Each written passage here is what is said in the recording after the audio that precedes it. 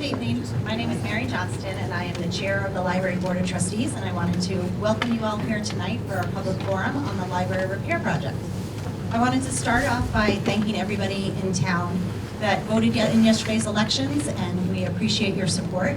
And on behalf of myself and Ed Baldwin and Kate Daly, we thank you for your confidence in us to help lead the library into the future. And so tonight we have several members of our trustees here tonight, as well as our library building committee, members from our OPM team Veritex, and our architects LPAA. So tonight I'd like to introduce Kate Coraccio, our library director, and Ed Baldwin, our chair of the library building committee, to lead you in this presentation.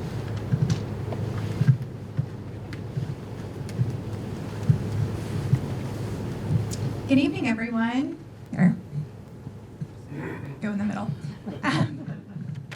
Hi, as Mary said, my name is Kate Coraccio, and I'm the library director here at the Westborough Public Library. I'm really excited to get to meet you all tonight and to tell you a little bit about this project. So, I think it's important to start with, what is this project? We have been working on this for a very long time, but I think really getting down to the nuts and bolts of it. And I think this breaks down into kind of 4 categories. So, number 1, we're looking at cost-efficient planning. How do we create a repair of this building and make it as cost-efficient as possible? Then there's required code compliance. Doing some of the work that we need to do is going to trigger some code compliance issues. And those are things that we're going to have to do as we complete work. The other thing is replacing obsolete and failing systems, and I'll talk a little bit more in another slide about what those systems are and why they need to be replaced. And then lastly, we want to address deferred maintenance. So all of the things that we meant to be doing and they got pushed off for a number of reasons. So as we look at this slide, what I want to let you know is I'm not going to go through all of this. Please don't panic. I'm not going to give you the whole history of it. Most of you have been here through it. I'm in a place where I was not, so this was very helpful for me to kind of get an understanding of where we are in this project, what this project is, and why it's different than the previous iteration. So those of you who were here remember that in 2012 is really when we started this process of addressing some of these systems that were at or past end of life and came up with a plan to try to address them. In 2014, town meeting actually approved 2 of the items we'll go through on this list, the carpeting on the first floor and the replacement of our windows. And because at that point a decision was made to kind of go for an MBLC grant and go for a full expansion project, it actually didn't make sense to do the work then if we were going to tear down that part of the building. And so we weren't going to spend taxpayer money on a system that we were just going to tear apart. So at that point, that was deferred and the money was not spent. So then we went on a wait list for the Massachusetts Board of Library Commissioner grant. So for a number of reasons, it took a very long time to be approved for that grant, including COVID. By the time we actually were approved and went to vote in 2022, obviously that vote didn't pass. And right at that moment, we came back here as a group and said, okay, we are listening to the community. The community is saying the project's too big. We don't need that much space. So let's really take a look at the systems that need replacing, that needed replacing in 2012 and still need replacing now. And if they were past end of life in 2012, well, here we are a baker's dozen years later, and they still need to be addressed. So it's one of those things where it looks like we keep coming back with the same project, but really we're just coming back with the same problem because it hasn't been addressed yet. And so that's why I think it's important to look at this kind of in a whole scope to see this is a different project with a different scope and definitely a different price point. So cost-effective planning was really important on this. What we wanted to do was focus on only necessary repairs and code compliance, come up with a package that was cost-effective, consider initial and lifetime costs, and go for the best value for tax investment. And so part of that is why we're bringing it to you in one big package. The other thing that we're doing is looking at fundraising and grant opportunities. So we have kind of two sister organizations, the Friends of the Library and the Westborough Public Library Foundation. Both of those groups are committed to helping us raise money towards this. The Friends help us every year. The foundation is going to be raising money to try to offset some of the cost to the taxpayer. And now I'm going to hand it over to the folks over at LPA. Introduce yourself. Thank you, Kate. I am Mike Williams. I'm the project manager with Lamro Pagano Associates Architects. And I've been working on the project for quite some time now with Kate and the building committee and other members of our project, including Vertex. And I'm just going to explain where we started and how the project developed. So our perspective on this project has been about how we maintain this building to be the library that it needs to be. And in considering that, what essential repairs are required to keep the building safe, comfortable, and efficient. Much of the work included in this project also requires the building to be brought into compliance with current codes highlighted on this slide. We looked at the existing systems, most of which we found to be inoperable, obsolete, and beyond their useful life. Also, and as we replace some of these systems, one or more of them, we'll also be triggering other components to be brought into compliance with current codes. And over the next few slides, we're going to review several existing building systems and how they'll be updated. The existing slate roof is original to the building from 1908. Most of it's eroding, it's broken, discolored. We looked at different options for replacing this roof, including replacing it with matching natural red slate, and opted for other options for that because the natural red slate is only quarried in one location in the United States, which makes it very costly and increases lead times to get it to the site. And so the other options we looked at included asphalt shingles, which we found just doesn't replicate the historical character of the building. But what we landed on was synthetic slate, which will best replicate the historical aspects of the roof. It'll also provide a 50-year warranty, and it can be easily maintained by local roofers as needed. As we looked at the membrane roofing on the 1980 edition, which is above our heads right now, we looked at the best way to replace that to reduce heating and cooling costs, which includes a new PVC system, which will reflect the solar radiation, and also will more than double the insulation thickness underneath that, or within that system, to, as I mentioned, is to lower heating and cooling costs throughout the year. And then part of this project is also to repair the historic masonry on the building, which will include repointing the brick and stone on the 1908 section of the building, and as well as repair or rebuild the chimneys on that 1908 building. And one of the efficiencies we looked at for rebuilding those is to use new modern brick of similar color and texture to replicate the existing, more difficult to work with, a uniquely sized historic brick. When we looked at the HVAC systems, we found most of the components are failing.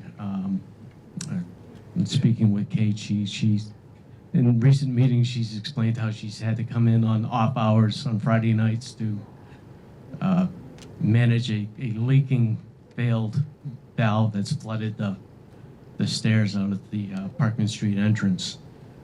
So we found other instances of where these systems are beginning to fail, maybe not to that extent, but they're encroaching on that level.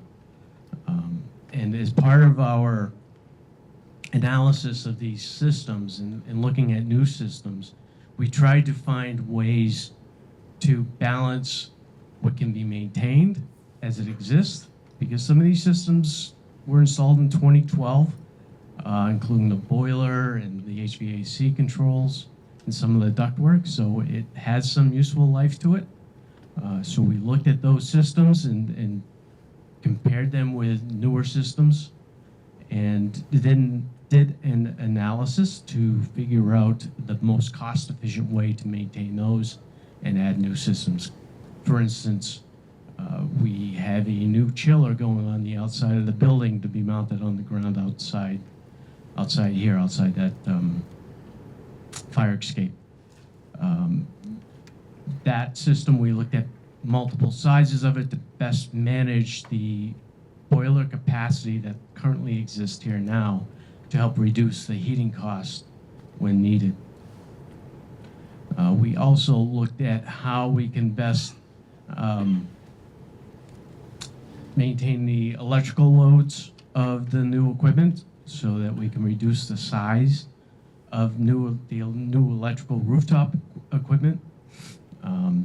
There are methods to add energy recovery so it captures some of the heat loads within the building to reduce the loads for the air and water being brought in through those systems, and reducing energy to reheat those systems.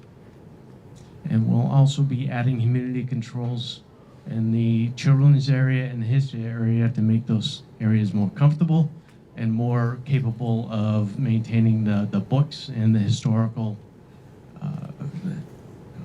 materials within them. At the electrical systems, we looked at how we can make the building a little bit safer, a little bit more efficient as well, and a little bit more secure. So what we are looking to do is capture the IT infrastructure, condense it into a new dedicated and secured IT closet up on the upper level. That will remove all of the unsightly and unsafe cabling that is within the building now. And we'll also be increasing the security of the perimeter of the building with new card readers, new lighting, and new cameras that can also be monitored by fire and police should they need to look into what is occurring on site. And as Kate mentioned, there is the deferred maintenance aspect of this project, including some work that was previously approved, which is the restoration of the historic windows in the 1908 building, repairing deteriorated wood trim on that part of the building as well. And then throughout, we'll be scraping and painting the metal trim work and other wood trim on the outside of the building, just to maintain the longevity of those materials as they exist. We'll increase the energy efficiency of the building as well with adding interior storm panels to the wood windows, which will not only increase the thermal properties, but also reduce the UV infiltration into the building and reducing the heat loads that cause. We're also replacing the flooring on the lower level, replacing that old carpet that is down there with new moisture and stain resistant materials with new carpet tile and resilient flooring that will better meet the needs of the children's library spaces. And then we'll also be updating the meeting room downstairs to make it more comfortable, both HVAC wise and also the fit and feel with it, with new finishes and new lighting.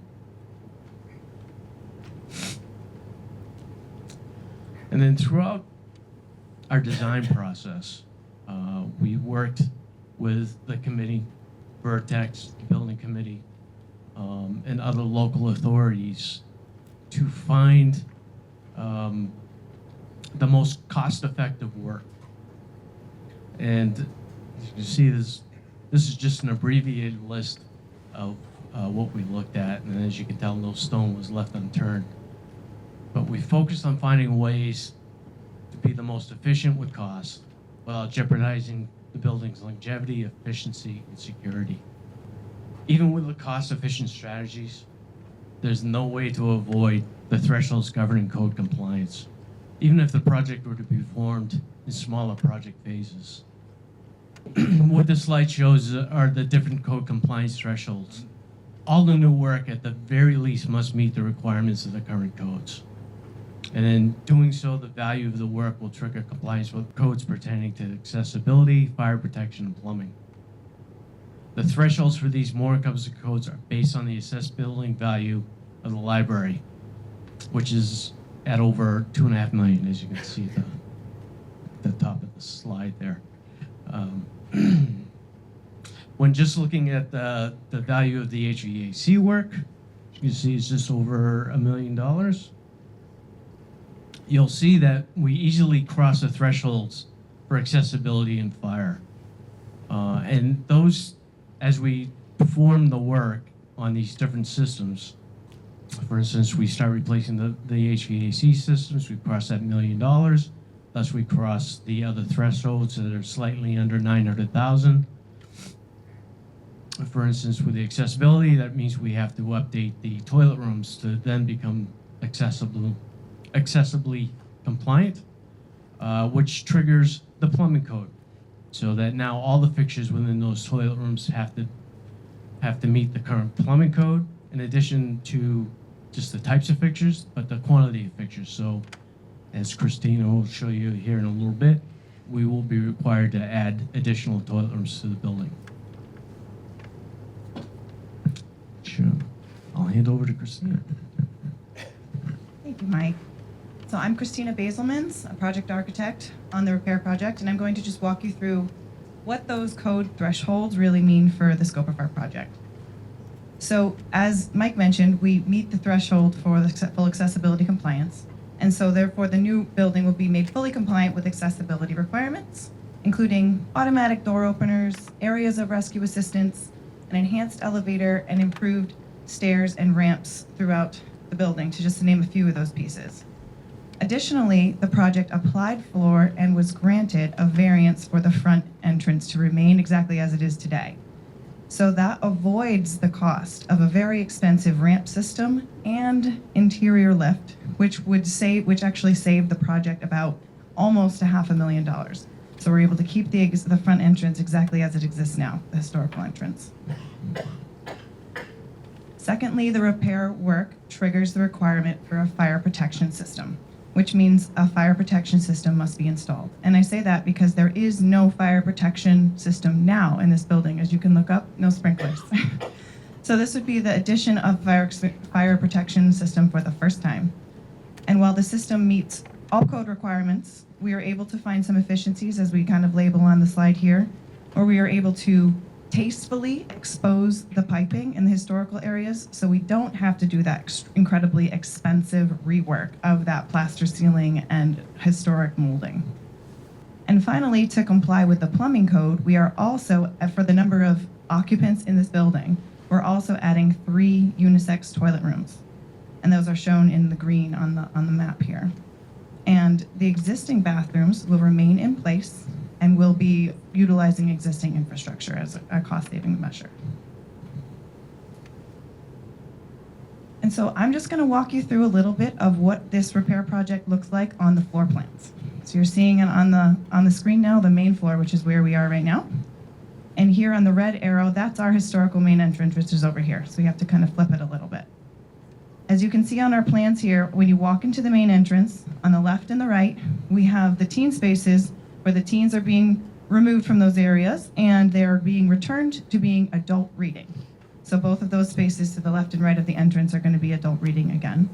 And we also are going to have an opportunity to redefine kind of the display of things, which is in the top there next to the, across from the fire area. That allows us to take the room of things and turn it into a small group room. and the small group room are have been highly requested by the patrons, right? So since COVID, there's been a real big push for things like telehealth spaces, tutoring spaces, small group areas, and this renovation allows us to have 2 small group rooms on this level, which is really exciting. Next, as you continue down the corridor here, you can see that we have our 3 new toilet rooms, which is very exciting, all accessible and unisex, and that carves out a little space for us to have our second small group room.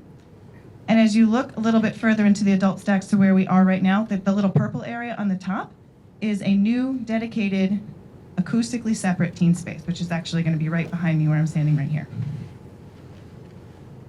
So here are just a couple of images that show the kind of transformation of the spaces. Here we have the adult reading room in the front historic area with new lighting and some new furniture. You can see that it can really be brightened and refreshed. And this is kind of standing where we are right now. This is some new furniture and some reduced stack heights to kind of make them a little bit more manageable and be able to look over them and see the light from the windows. New paint, bright ceilings, and some flexible furniture can really transform the space into a comfortable, welcoming space for quiet reading and research. And this is kind of standing over there, looking this way, from the middle of the adult main floor. And as you can see here on the left of the picture, there's the existing Westborough room, and to the right is the new dedicated teen space. And this is the lower floor plan, so just to get you oriented, that red arrow on the bottom is the accessible Parkman Street entrance. So you can see we have our new book drop, and as you're entering in, we haven't made very many plan changes here, with the exception of the relocation of the children's library office and workroom to allow us to enlarge the children's program room a bit. Thank you. So here's an image of the children's program room. By removing the constraint of those existing offices, we're able to expand the footprint of that space to better support the large number of children and parents and families who are regularly attending these programs. Because currently my understanding is that they have to sometimes turn friends away because we just don't have enough room to accommodate them in that space. We also took this opportunity, which is something you can see a little bit on the top, to expose the existing structure in the space to kind of create a sense of lightness and brightness, and adding a little pop of fun with some pendant lighting and colorful acoustic clouds. The other improvement on this floor is a refreshed meeting room, which is shown here in the rendering. With new lighting and flooring, we can breathe new life into this existing space and make it an asset to the library where the community will really actually want to meet here. And finally, on the upper floor, not much changes beyond this small little box labeled IT, and it may seem like a small thing, but it's a very big deal for the folks that work here. It's a dedicated IT closet, which allows the wiring and infrastructure that is currently throughout the existing building to be centrally located and managed by the staff. And so with that, I'm going to welcome Brian Fors up from the OPM, and he's going to walk you a little bit through the financial aspect of the project. Thank you, Christina, and thank you for having me, everyone. I'm Brian Fors. I'm with Vertex Companies. With me is Mike Bonfatti. He's also project manager at Vertex with our matching vests. We didn't plan that. So what is an OPM? We're the owner's project manager for the town of Westborough. In the Commonwealth, any public project over $1.5 million requires to have an OPM on the project. I hope we'd like to think that we bring a little bit more value than the town actually is just required to have us on these projects. But we're with you from the cradle to grave. We are the conduit between the building committee and the taxpayer, with the contractor, with the designer, and all of their consultants. So we have been with the project throughout the design phase, overseeing cost estimating, procuring the general contractor, which we'll get into a little bit. And then we really ramp up our involvement during the construction phase. We would have daily oversight, running meetings, as well as reporting back to the building committee and driving the budget and looking after every dollar that gets appropriated at the town meeting. So to talk a little bit about Article 9 in your pamphlet here, and ultimately what's going to be asked of the taxpayer at annual town meeting on the 22nd of March. Ultimately, we've already had 2 requests already for schematic and design phases throughout here. During those design phases, we have also gone out to bid at this point. We have a package of bid documents that gets put out on the street, and ultimately, general contractors are able to bid on those. We'll get into a little bit on where we are and how we got some savings on here, but ultimately what the ask is made up for in the Article 9 is going to be the direct construction costs, which is actually our hard bid that we've received already that we are bringing forth in our total project budget. But there's a lot of other things that make up this total budget. Professional administrative services that makes up your project managers, your designers, your consultants. There's also furniture, fixtures, and equipment. One thing we like to say is if you take the building and tip it upside down and shake it, everything that falls out is kind of that extra stuff that's not built in. So we need to be coordinating the new furniture that's coming in, all the audio-visual packages, technology systems, all of that that's going to make this an actual library at the end of the day. There's also things for temporary. We understand that the operations really can't stop while we're building a new building for the next 14 months. There's moving costs, and there's also temporary location costs that we'll dive in a little bit more on where we were able to save some money with our original budget. We also have contingencies built in here. This is money that we build into the total project budget in the event for things like change orders with the contractor, any additional scope that needs to be done. We want to make sure that we're covered from a project standpoint so that we can proceed with the project and we're never coming back to the taxpayer for extra money. Those contingencies are held and are managed by us and with the building committee and approved on an approval basis. Any funds in those contingencies that are not spent at the end of the project is turned back over to the town. So the total for the ask that we have here is $12,303,229. That would be the construction phase and what we would be voting on for Article 9. One thing we thought was important to put a slide up here was some of the questions that we had in previous town meetings about parsing out some of the work and doing a little bit at a time. And I think Mike really spoke well to this about how we you hit certain triggers and therefore it kind of has a snowball effect. Next thing you know, you have to really come into compliance with all of these. And so there's a real legality to it, and you can't bid split due to Mass General Law, and we do not want to circumvent any of the law with that. And with that question that came up in previous town meetings, we have Bob Petroselli here from the Library Building Committee. Spent some time putting things together, not only from a legal standpoint, but from a morality and what the charge is of this building committee and what they wanted to provide with this project. So I do encourage, on the FAQ page, I think we are going to put this document up that kind of dives deeper. I think it's a 2 or 3 page document that goes into all of the real reasons for what we're doing and why we're doing it all right now.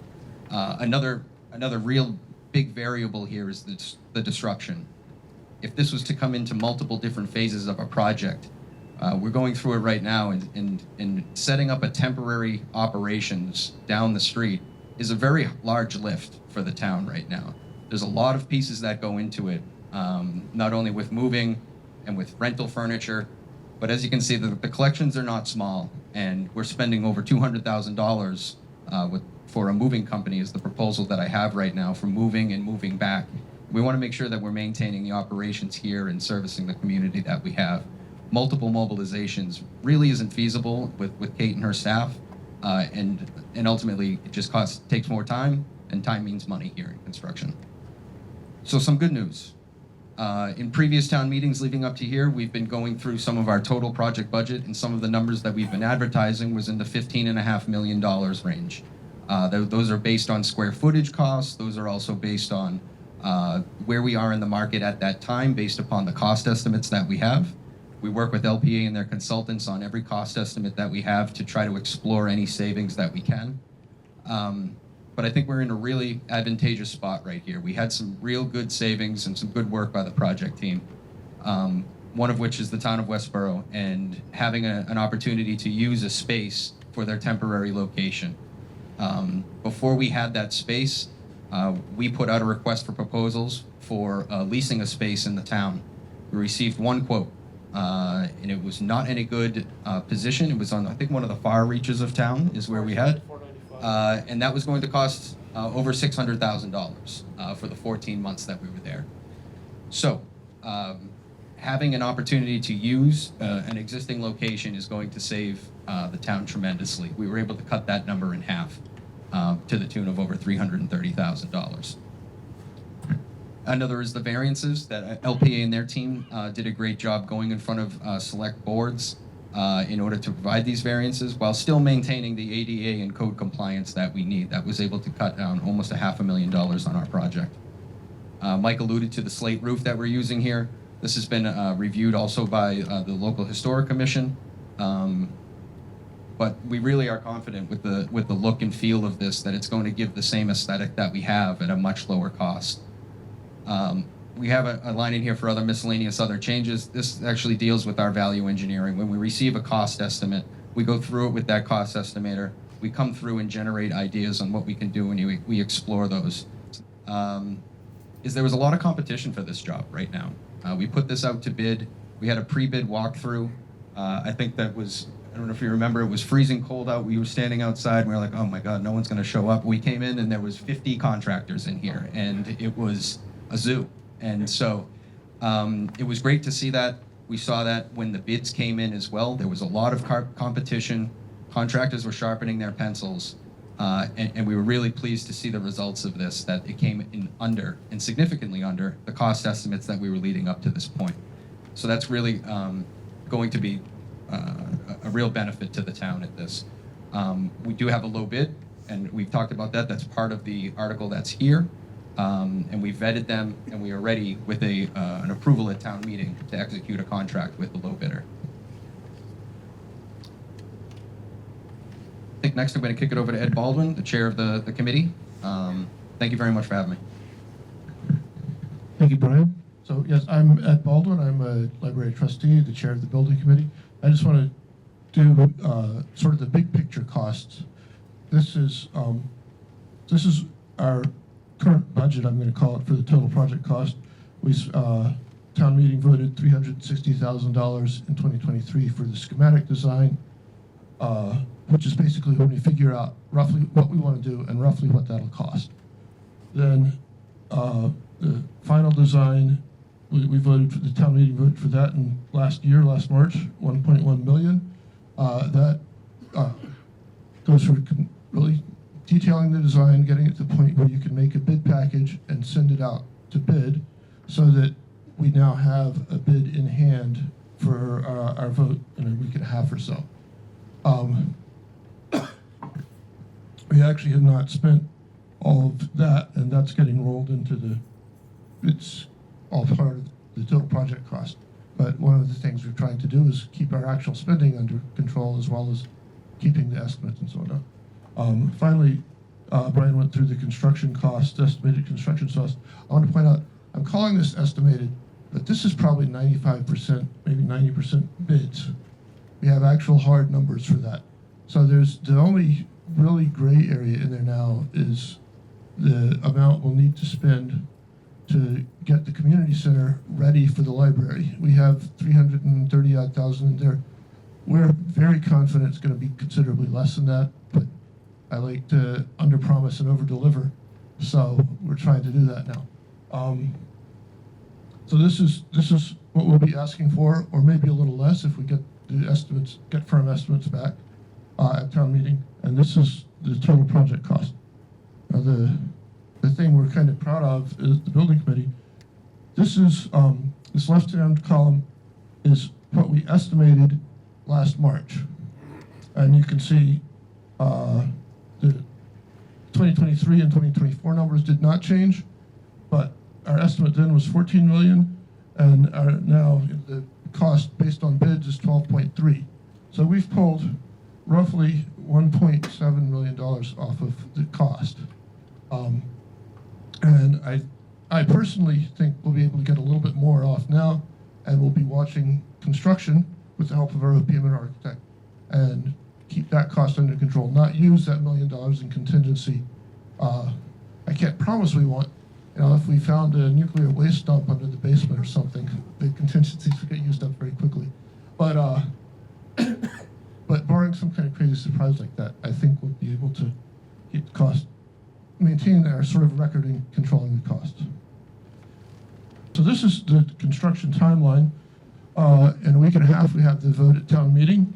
If that passes, we will execute the contracts and start fitting out the temporary library. So that's things like making sure the fire alarms and other life safety equipment is ready, getting the information technology installed and working that the library will need, and just setting it up as a library rather than right now it's an empty store. We're allocating 2 months for that. So in about 2 months, this library building will close. I'll start moving. About 2 weeks later, Brian, is that 2 week timeline good for the move? They actually said 5 days, I think. So, Yes. So then hopefully our target date is June 2nd, 2025 to reopen in the temporary space. That is just a target. We don't know yet, but I think they'll probably go.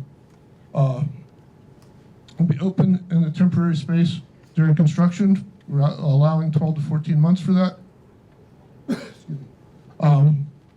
At which point this library will be, closed to the public, construction workers all over it. They'll get that work done. We'll get new furniture in and move back in, and that will happen sometime next summer or fall, late summer or fall. So August to September 2026, at which point we'll reopen here, have a grand reopening and celebration. All this, of course, assuming that the vote passes in a couple of weeks. So, one question that has come up several times is how is this different from what the town voted against in 2022? And I just wanted to summarize that. The first thing is the scope of the project. In 2022, we were looking at an expansion. It was about a 10,000 square foot increase in the size of the library. We could add another floor above here. About a 50% increase in the space available. So that was an expansion. Now, as people said, we're doing repairs and we're just doing the changes that we have to do if we're going to make those repairs. I'm going to take a step back.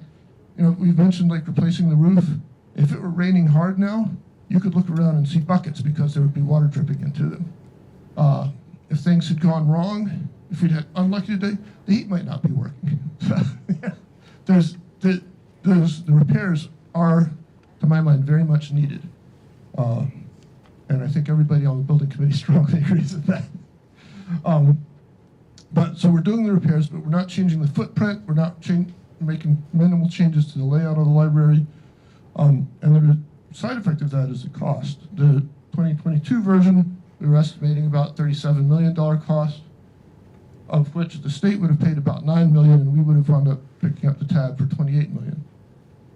With what we're doing now with the repair, it's $13.8 million, and so we've cut that cost in half. And I think that's sort of the bottom line is how this project is different from the one that got voted down in 2022.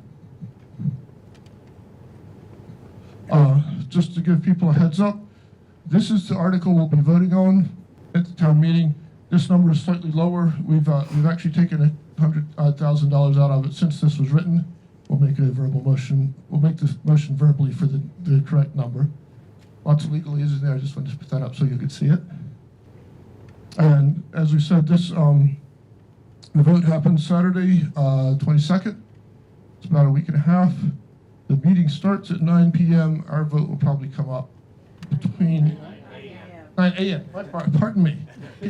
Our vote will probably come up in the afternoon, but it's hard to know for sure. And if you want to really if you don't want to sit through the whole thing, which is an entirely reasonable thing, you can just check out on Westborough TV every once in a while when you see the library article coming up. You come and vote.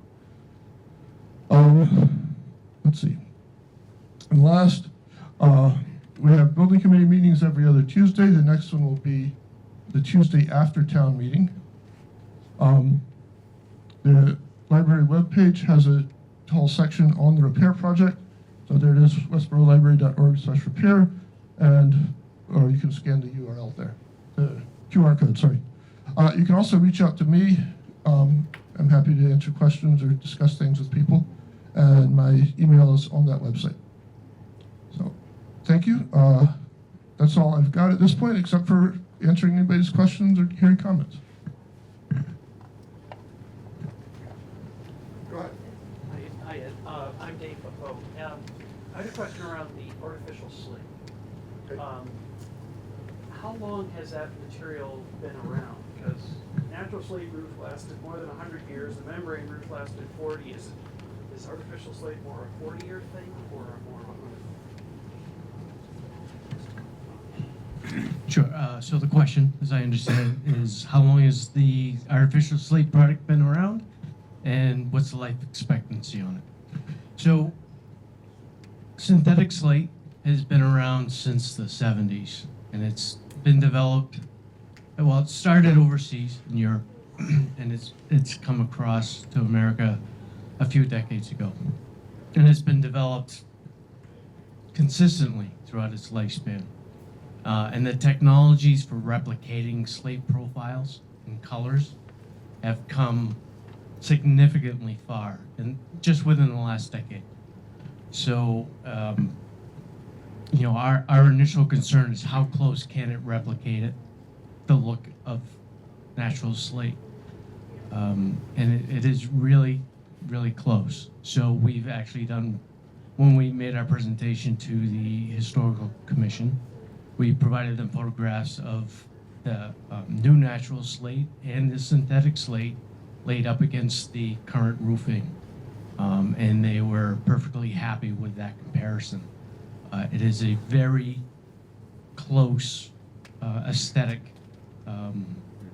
approximation of the natural slate. As far as longevity, it has a 50-year warranty. The product manufacturers, of course, they say it'll last longer than the 50-year warranty, but I think more importantly is how maintainable it is. So as I mentioned earlier, it can be maintained by most local roofers. Unlike natural slate where you need special tools, this can be cut and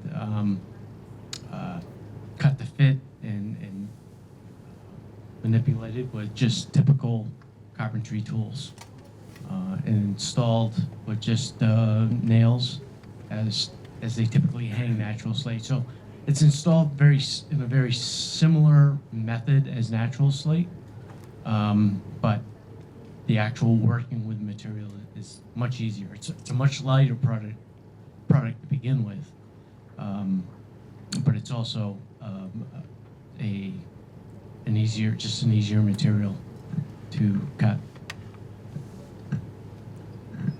Other questions? Go ahead. Let's pass the microphone back so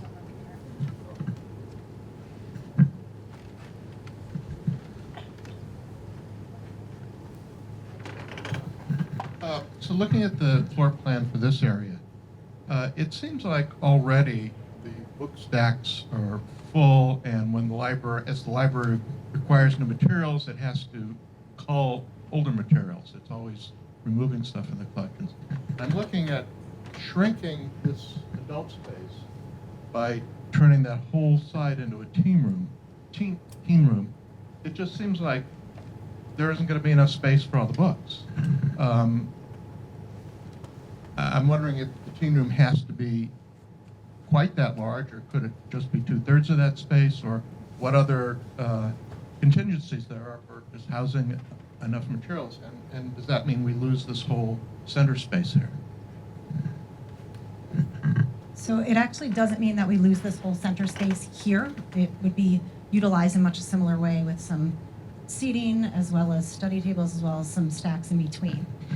Something to consider is that up in the front is our teen section already, so we have collections and materials up there. So that would be moving over here, opening up some space over there for more of the adult collection as well. So there'll be some materials in the front in more traditional stacks than just what's there currently.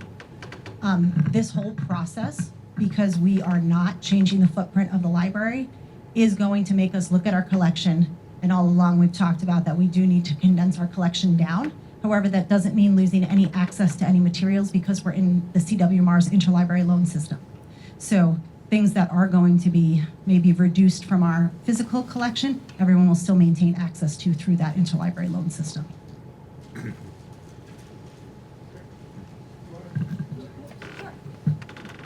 Yeah, hi. So I'll echo everything that Mary said, but I just want to double down on one of the things that she did mention is that, yes, while we'll lose some of these stacks, we will have, if you saw in the image, there were some stacks in this center area, some stacks that made sense for the space. So we gained that. And in addition, those 2 front rooms become adult spaces. And so that's more space for us to put collections. We're already thinking about what collections might make sense in those 2 spaces.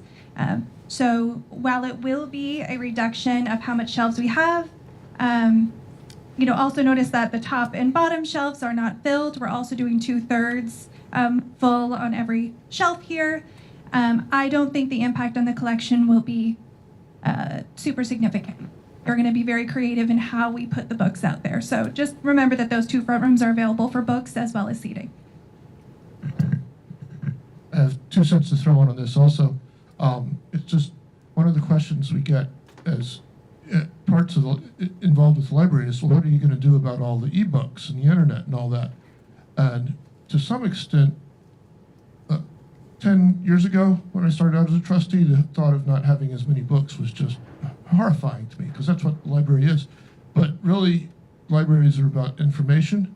Printed books are one form of information, but e-books and things, I'm not sure if you're familiar with the Library of Things, and online resources are becoming more and more important.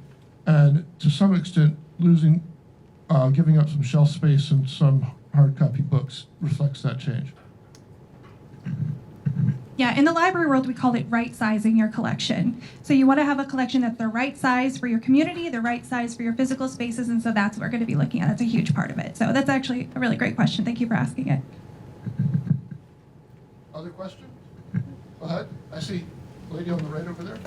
Oh, yeah, here you go.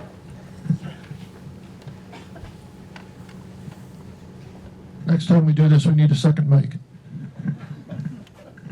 I did pay attention to what was said that the room of things would be replaced with a group room. So I was wondering if that service would be just like overall discontinued or if it would just be moving to another area of the library. Yes, a great question. No, it will not be discontinued. In fact, we've only expanded it, especially in children's. We actually, last month, we saw a 250% increase in circulations in that collection, so it's very popular. No, it's getting a better display in one of the front rooms so that you don't have to walk into a little closet to see what we have. It will be displayed in kind of a nicer way, and hopefully we'll be able to highlight some of the things you may not know we have. For example, today's audio is brought to you by our disco karaoke machine, which is available to borrow. You knew we had to put a plug in there somewhere, right? There we go. So thank you for that question.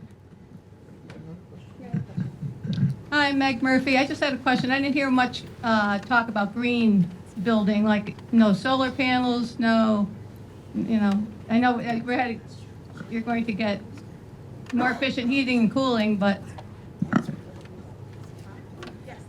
Yep, so this is the difference between a renovation, rebuild project and a repair. We are sticking to our vow to the town that we are doing a straight up repair project and we're being as cost effective as we possibly can, but also using those opportunities to make the most economical and environmentally friendly choices as possible. So if it's a system that we already have that we can reuse, we're not taking that opportunity.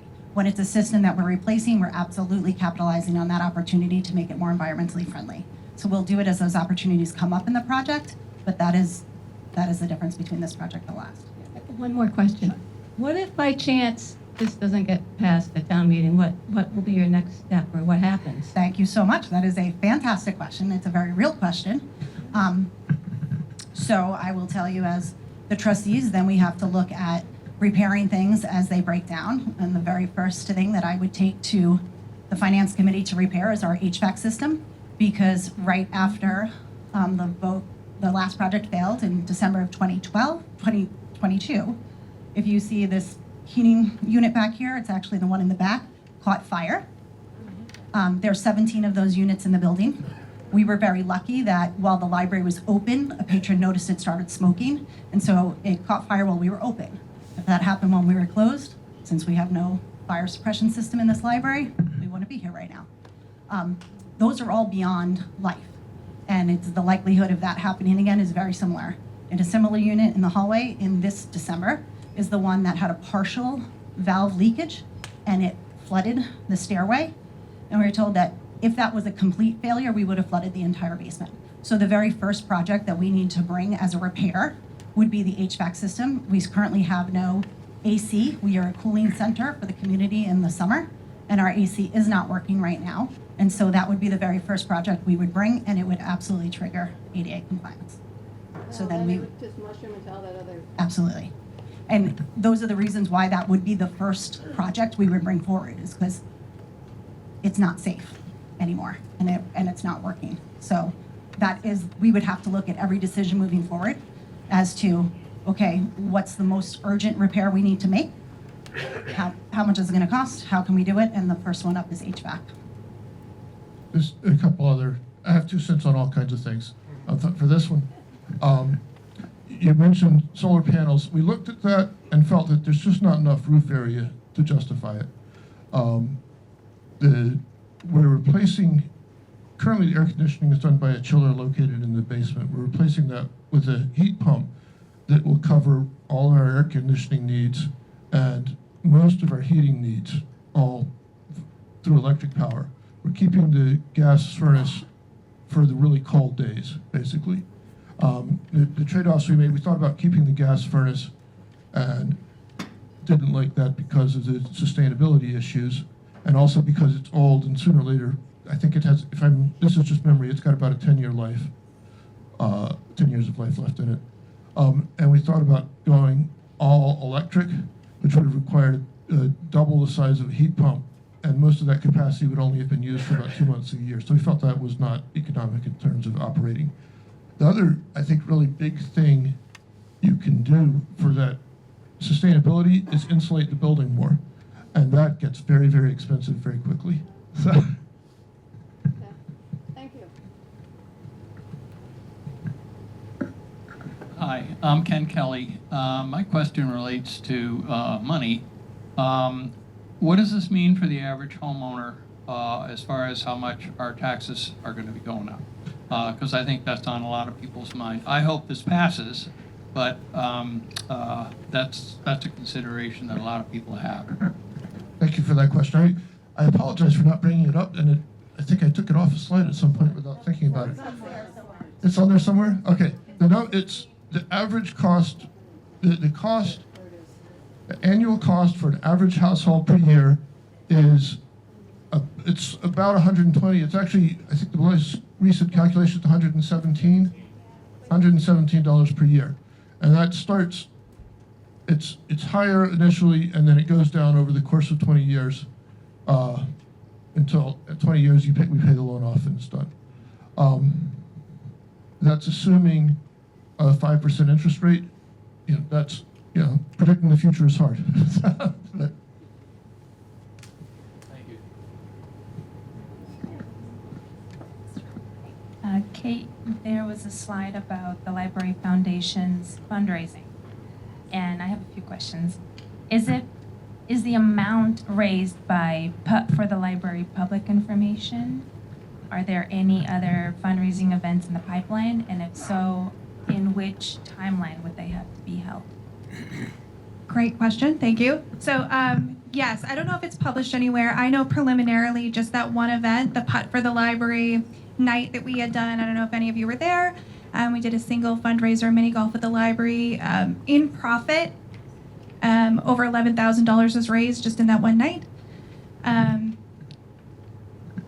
In terms of the foundation, I know that their goal has been and always will be, as soon as this passes, to go out and solicit private donations to try to offset that borrow.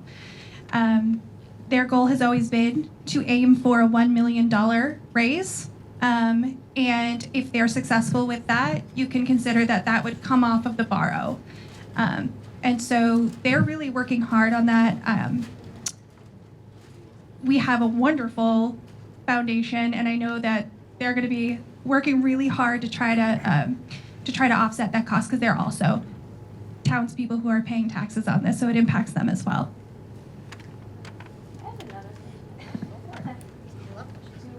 To follow up on the previous question, if the town does not approve it, the first thing you would bring up is the HVAC, which then triggers other things. Has that estimate or analysis been done that in worst case scenario, if it doesn't pass, what the amount to the town will be anyway that is required?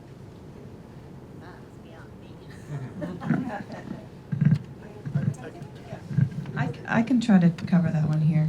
So we know an estimate of what the HVAC repairs would be from our estimates that we've done at the 75% CD level. So we do have an idea of what the replacement would be to perform these HVAC repairs proposed for this project. And that came up to over $1 million.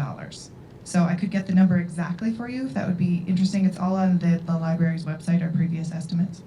But it definitely would trigger those thresholds, those cascading thresholds. I just want to clarify, I think your question is like, if we were to have to replace the HVAC and it triggered ADA, what would that cost be? So we don't have that number off, but I can guarantee based off your question, we're going to figure that out before town meeting, because it's a great, valuable piece of information. I will say we will figure it out as much as we can. The cost estimations, they don't work that way. You know, you get a number, a very detailed number for everything electrical, and another very detailed number for everything plumbing.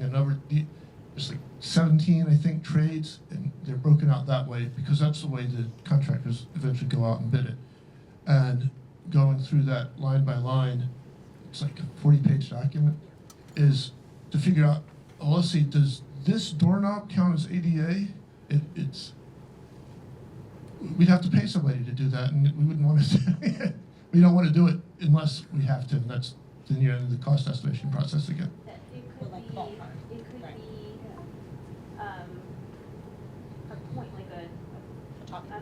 Information. For anybody that's kind of on the fence or leaning on the no side, well, if this doesn't pass, the town is on the hook for yay much anyway. Right, instantly. That's correct. Yep.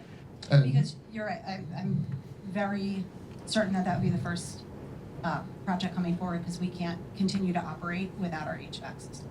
It's also probably going to, over time, cost everybody more money, because each thing's gonna get more expensive over time, and more things are gonna break that you're not even aware of yet. Correct. Even with this last flood, we didn't rip up the carpet because we're really hoping that we're gonna replace that, but if that floods like that continue, that's an additional cost. Like, we'd have to repair what got damaged in any flood or fire that happens due to this HVAC system. But we can't open in the summer without air conditioning because our windows don't open. So it is definitely the first project we'd have to bring forward.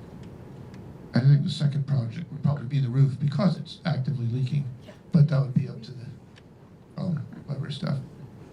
Hi, my name's Kim. Can you speak a little bit to, I read a bit online about how, and this is my main worry, if it were not to pass, how something could happen that could trigger the library to be decertified.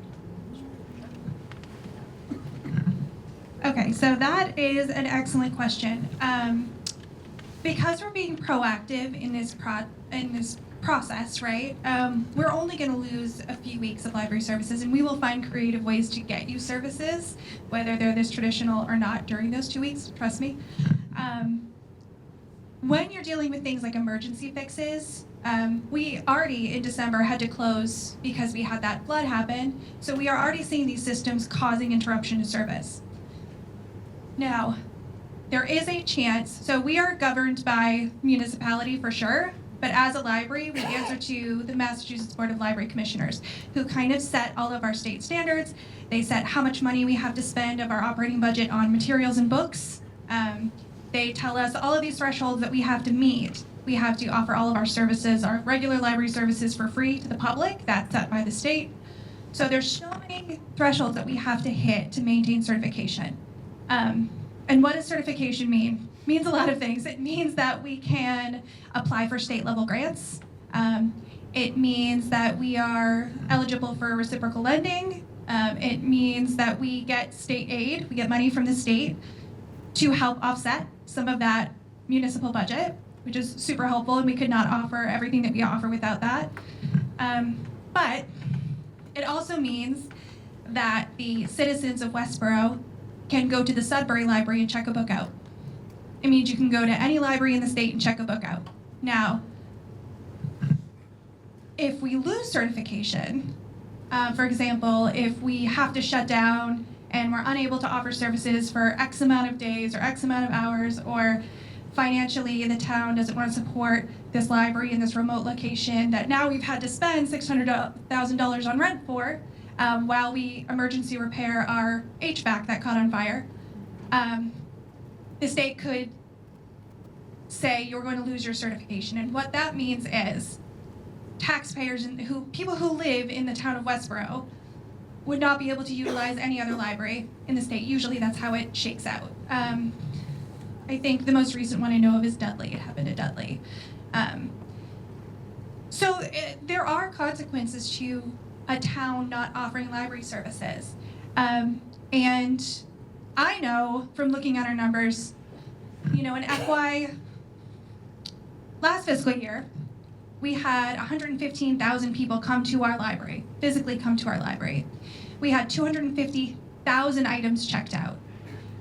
If you took all of the items borrowed in our library last year in 2024 and people bought them instead, it would have cost $3.4 million to the town. Now, to put that in perspective, our yearly municipal budget for operating is under $1.4 million.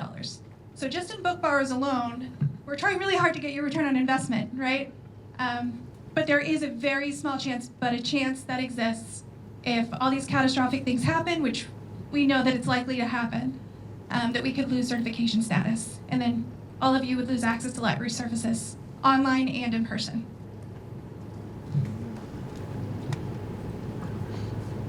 So I think you're probably preaching to the choir here, because maybe not everyone is a big supporter of the library, but probably most people here are. So how are you going to present this to town meeting, to the people, how are you going to present it so people understand how important it is? I assume you have a game plan. We do. Okay. Good. But I think they need to know our fellow citizens need to know all this. If it doesn't pass, then it's going Doesn't pass, we're in trouble. That's crazy. Part of our game plan is this tonight, as being recorded by Westborough TV, because we are trying as hard as we can to get the word out there so that as many people as possible are informed ahead of town meeting. I'm a really strong believer in not coming to town meeting uninformed, like nobody should be learning anything for the first time on town meeting floor. It's not a great way for our town to operate. So we're trying the best we can to push out all of these presentations, the one we did to the Advisory Finance Committee, the one we did to the Select Board, the one we're doing here tonight, ahead of town meeting so that people can get as informed as possible. Kate and one of our trustees, Janine and Ed, have been going around town to different meetings and doing library presentations. And if anybody is part of a group that you would like somebody to come and do a presentation, there's many of us that are happy to come at any time. We call it their little library building committee tour. They've been all over town, getting to as many committees and meetings as possible. They did one with the Women's Club today. So that has been our game plan, is to individually get out there as well as utilize Westborough TV, and our big thank you to Westborough TV, to get the information out to the public. Even the Room of Things, I don't know if a lot of people know about that. That's Love great. the Room of Things. The pickleball equipment, the snowshoes, the bread maker. Yeah. People say I never use the library, and then I tell them, how about the Room of Things? You gotta go check that out, and they're always astonished. Yeah, there's so much more to the library than just the books that we have, Yeah. although they're a huge piece of our collection. There's museum passes, there's Yeah. programming, there's books on tape, there's everything you can imagine. Yeah. Thank you. Well, if you want to talk, contact me. I'll schedule it. I'll be there. Janine is the one that is one of our trustees that does our little walking tour, so we appreciate it. All my people are I have a question that's not as, it's kind of very detailed, but I'm a neighbor of the library. When I first moved here, the first thing I did was get my library card. I also got 2 degrees sitting over there. her study. Yeah, all my studying. So I'm partial to the library. But my question is, there's a picture there that tells us a little bit about how this is going to lay out. And one of the things that I liked was little nooks and crannies to study, as opposed to the tables where we all sit, which I sat sometimes there too. Yes. And do you have any little nooks and crannies for those adults that are trying to hide and study?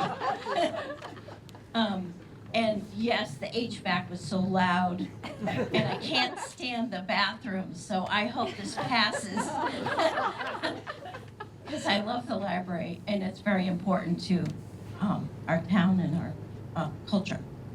So, so you do have little. Oh, yes, we absolutely do. We absolutely do. We have a lot of plans to make little cozy spaces because we do know we have to look at, I always say, everything we knew about libraries before COVID, throw it away.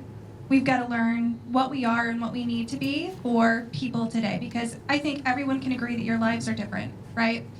And so with so many people either working from home or having side gigs or whatever they're doing, we want to be that space that you can come and find refuge, right? It sounds like you do a great job despite, so thank you. And if you think the public restrooms are bad, I'll show you the staff ones.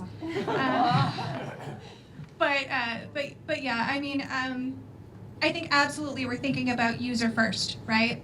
So what do our people want? And we know that just having these blank tables out everywhere is not the best use of this space, so we're really trying to be cognizant of how people are using it, but also making sure it's dynamic and that we can use the spaces for multiple uses, so that if 3 years down the road we find that people are using it in a different way, our furniture is dynamic enough that we can meet those needs. I mean, the tables were important because I could lay everything out, Yes. but, you know, We'll have diversity both. with, yeah. Yes. Thank Great you. question. And Kate's not kidding, although our Sorry, bathrooms Brett. are a cute little nostalgic walk-in time. They actually have the hot and cold valve separately, so they can get their hands hot and then run over to the cold. One comment, thank you for your question, is the word you said, neighbor. And I wanted to bring up, because I didn't bring it up during my presentation, but our community engagement doesn't stop once we get funded for this project. And so one of our first tasks is making sure that the site is going to be the best neighbors that we can. We'd be collecting communication and contact information from all the people around here, as well as getting the word out to the community at large, but making sure that the people around and direct abutters have an understanding of what's coming, what they can anticipate, noise constraints, and giving you an opportunity to have someone to contact if there are complaints or any issues that you see arising during the construction project. Any other?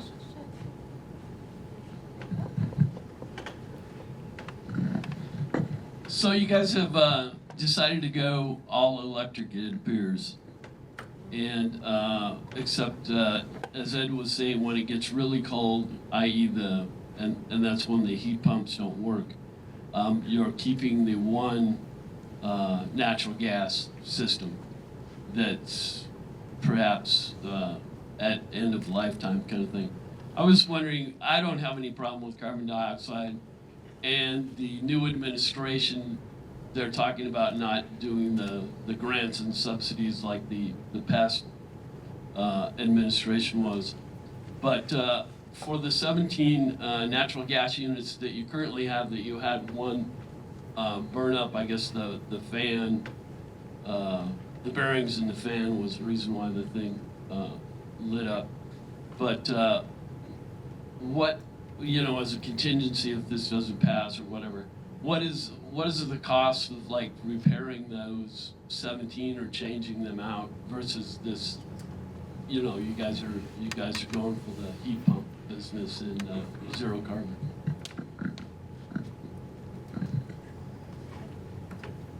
So I think it's fair to say that we're not actually tearing these out. We are replacing these in place, like these units in here, the fan coil units are getting replaced.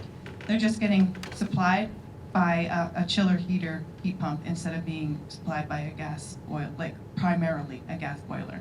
Does that make sense?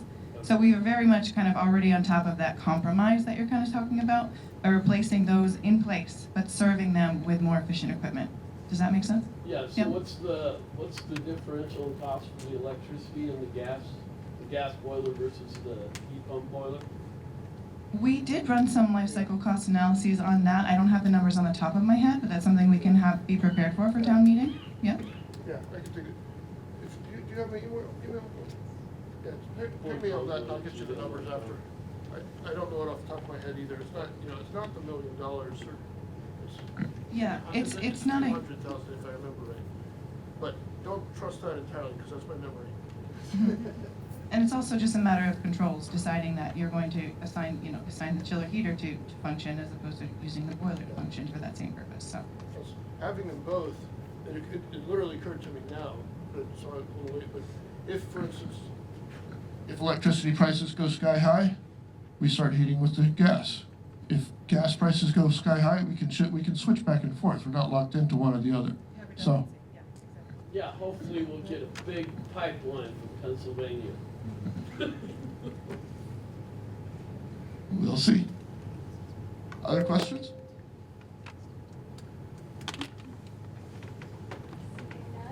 I'm not seeing any. Not seeing any. Thank you guys so much for attending tonight. It really means a lot. We got a great audience. Continue to ask questions if you have them. You can find our contact information on the website, westboroughlibrary.org/repair. And yeah, thank you so much. And thank you to Vertex and LPA for all of their work on this, the Library Building Committee, our foundation, our friends, our Board of Trustees, and all of our patrons, which we couldn't do without